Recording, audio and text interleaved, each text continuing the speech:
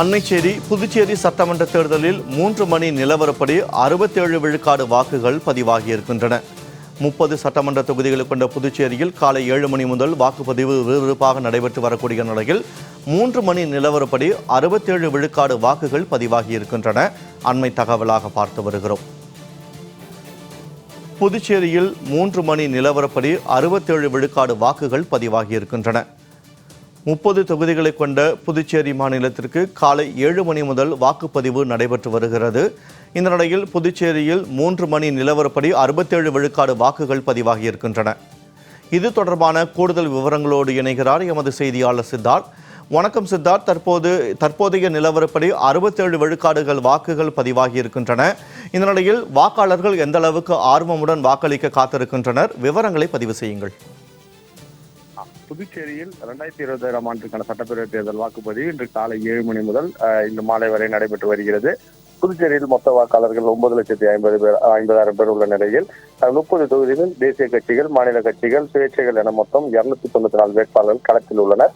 30 சட்டமன்ற தொகுதிகளில் உழவர்கரை, நெல்லித்தோப்பு, மூலப்பட்டி, நெட்டப்பாக்கமாக தொகுதியில் அதிகபட்சமாக 44 வேட்பாளர்கள், குறைந்தபட்சமாக உசூர் தொகுதியில் 5 வேட்பாளர்களும் போட்டியிடுகின்றனர்.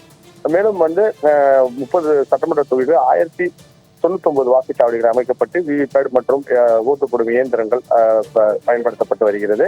ஒவ்வொரு வாக்குச்சாவடியும் 2 கண்காணிப்பு கேமராக்கள் பொருத்தப்பட்டு போலீசார் பலத்த பாதுகாப்பு பணியிலும் ஈடுபட்டு வருகின்றனர்.